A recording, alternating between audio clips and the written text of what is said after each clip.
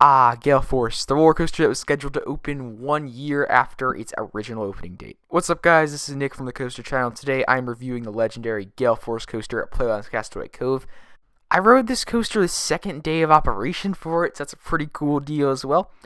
But, as I was saying, I'm going to start describing this ride just straight out. Why not? So, I followed this ride construction since, Python was relocated back in late 2015, and it was a pretty cool idea. First in the world, launched a Loco coaster, and I experienced it yesterday, pretty awesome. My thoughts on it would be, well, let's get started. Alright, so, essentially, the restraints, let's start there. The restraints that are on the 4D coasters by SNS, and I have to say, it is pretty cool, and it was very good having a vest restraint, it's pretty comfortable.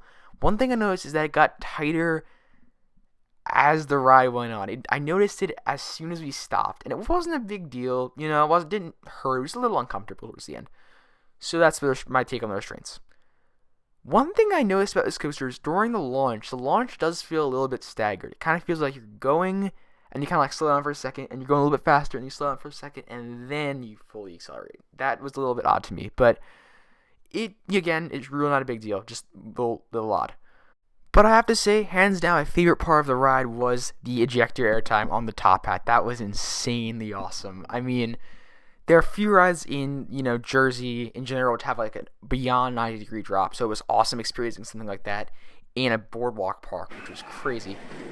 Definitely my favorite part of the ride. The vest restraints do kind of kill a little airtime, but still enough where you can feel it. Another weird thing I noticed about this coaster is that the inversions kind of feel like bank turns. I don't really know how to explain it, but the best way to explain it really is if I were to close my eyes, I feel like during an inversion, it would feel the same way as a normal bank turn would feel like. It's weird.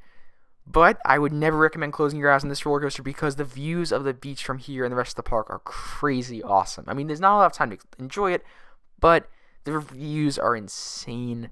I mean, it's just really good. Again, there are two inversions on this coaster. They're not very noticeable. They don't really feel like inversions, but it is still really fun. Now, one interesting thing that happened, actually, after the ride ends. I'm not sure if they're going to work on this like Castaway Cove. The staff is going to work on this or what, but they actually, a few of the cast members, 4 or 5 cast members, went up to the train as soon as it stopped and started, pushing us, manually pushing us, forward. And, I mean, it's not bad that they did that, but it's just kind of odd to me, yeah, that was a little weird. But it was mainly cool. Now, the last thing I have to say about Galeforce is that since, if you guys didn't know, Playland's Castaway Cove is a boardwalk park. I'm assuming most of you guessed that if you didn't know.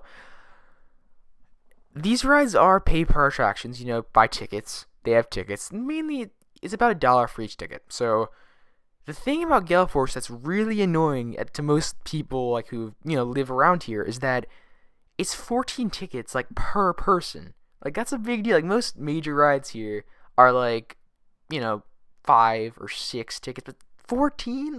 What? So in response to this, Playland's Castaway Cove kind of compromised, and they made a Galeforce pass, which is $10, and it is only one ride in Galeforce. So that's not really that bad, But especially if you have a large party, then that's bad. So that kind of annoys me a little bit, from Castaway Cove. However, I did hear they now apparently over the last year have developed a unlimited ride package thing. I'm not sure how much that exactly costs right now, but I do know it's supposed to be for unlimited rides, which is awesome. I would totally recommend that because as awesome of a roller coaster as Galeforce is, it is only about 60 seconds long. So I definitely, when I got off for the first time, I just thought, we have to do this again. And I couldn't because I had a Galeforce 1 ride pass. I'm like, no! But, solid recommendation to you guys if you're headed here. Definitely get the unlimited package. If you just go to any of the random ticket people, they will and just ask them for it, they'll probably give it to you, which is pretty cool. On a scale of 1 to 10, I would give this ride an 8. This is a great ride. I definitely recommend it. And until next time, I'll see you guys on the Coaster Channel.